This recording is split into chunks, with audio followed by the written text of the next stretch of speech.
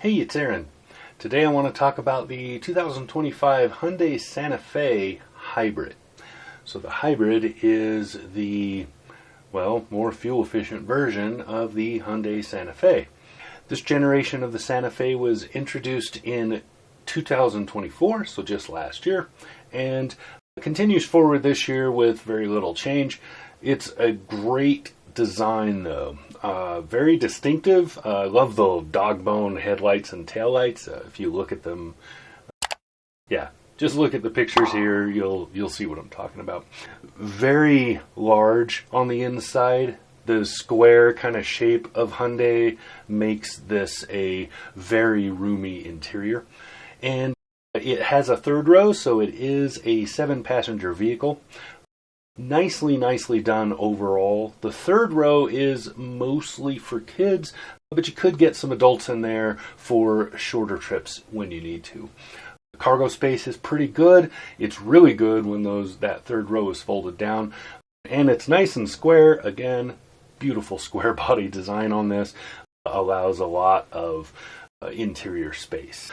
But it is tuned towards the hybrid setup, and the hybrid electrification means that your average fuel economy in this should be somewhere in the 36 mpg range. That 36 is combined, so your overall will be somewhere in that area. For me, it was about 34, but I am at high altitude, a fair amount of wind while I had this, and just those variables are going to affect your combined fuel economy.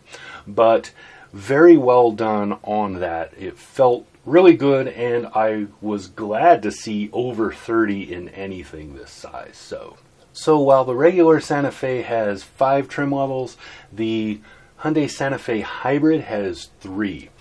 It starts out with the SEL, which is the second from the bottom in the regular Santa Fe.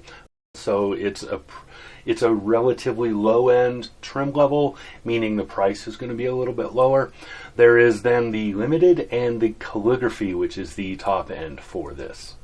Pricing on this starts at about $40,000. So you get into that SEL Hybrid, it's about $40,000 plus some destination charges. The Limited Hybrid is about $46,000, and the Calligraphy Hybrid, is just over $49,000. These are really well outfitted for that price, so you're not getting cheated anywhere, plus you have Hyundai's amazing warranty to go with it. So as far as the powertrain goes, the regular Hyundai Santa Fe has a 2.5 liter turbocharged 4, and the hybrid here has a 1.6 liter turbo 4 connected to a 6-speed automatic transmission. So it is a geared transmission, not a CVT. Big bonus right there. Front-wheel drive is standard on most of them, and all-wheel drive is optional. So you can, any model of the Santa Fe that you get, whether it's the regular or the hybrid, has an all-wheel drive option. As standard, you get a whole huge suite of driver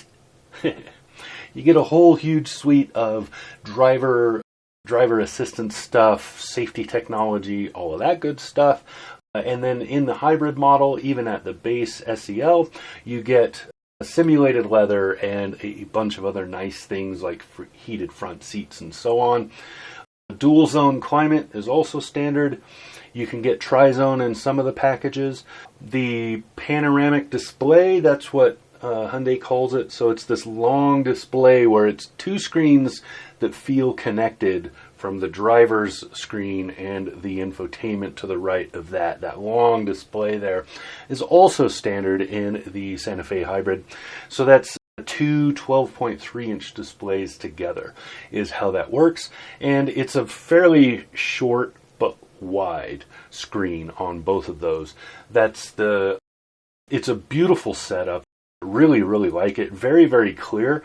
And then Hyundai has things like when you turn the turn signals, the little box on whatever side, there's a little round thing on either side depending on which way you did the signal that shows that side mirror so that you can see your blind spot and stuff. Very nice setup. You get used to that very, very fast so that you're looking forward, you hit the turn signal, you go to look at the mirror over there, which you should be doing before you turn, and as you do that, you can sweep your eye over that blind spot camera. Really nicely done.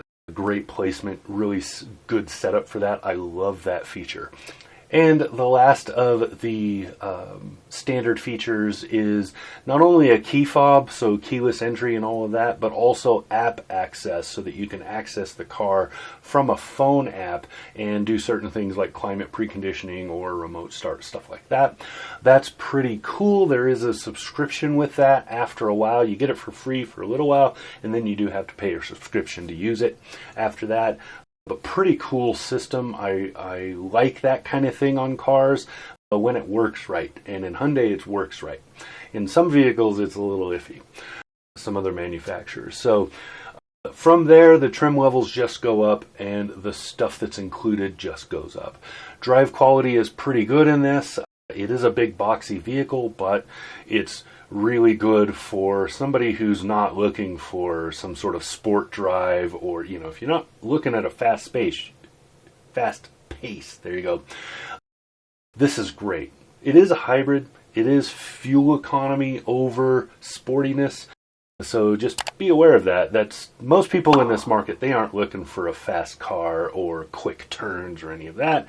This is a family hauler, and it's very, very good at that. So stiff competition here for Toyota's Highlander and Grand Highlander, and I would definitely shop both because this one is probably going to turn more heads and make some people more interested than that Toyota will.